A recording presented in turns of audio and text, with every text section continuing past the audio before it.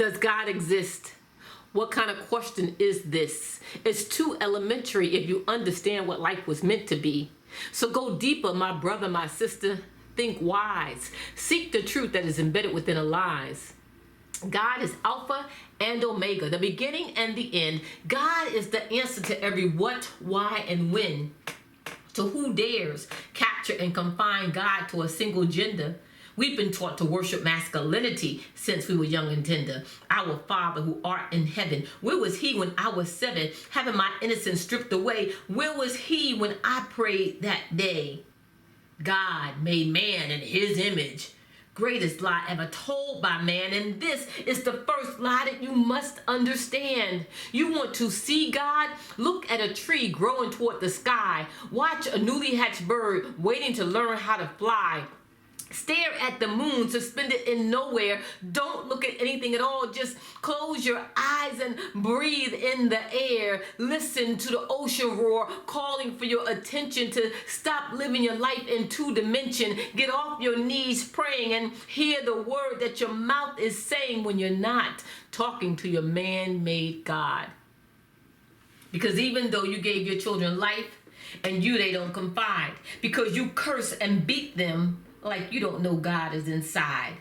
You run from pillar to post trying to find yourself when the only way to find yourself is to be still. You can't get any closer to peace and happiness until you live within God's will. But please don't misunderstand me, because the 10 commandments of Christianity won't save your sanity, and scheduled Muslim prayer will not make you more aware. Catholic confession will not teach you the lesson, and even Buddhist meditation will not lead you to salvation. As long as you confine God to a book or a building or a tradition, you will always live your life outside of God's mission. Because God is interactive energy that creates. Mathematicians and scientists still trying to figure out how all God energy relates. See, there are 9 types of energy for 9 dimensions of life, interchanging positions like the day and the night. There's nuclear, electrical, and electromagnetic, thermal, potential, and also kinetic, chemical, electrochemical, and at last, sound.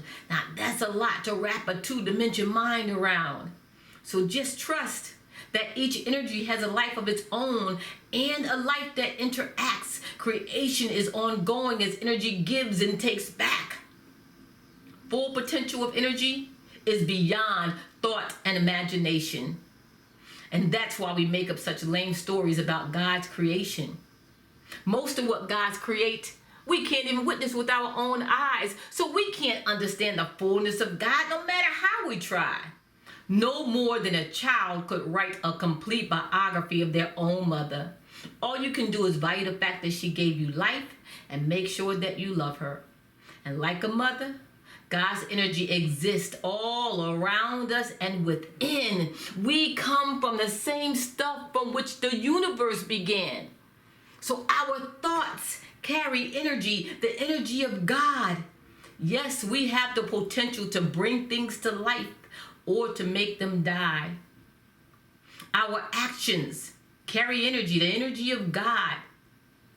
We can move forward in love or be lonely in pride.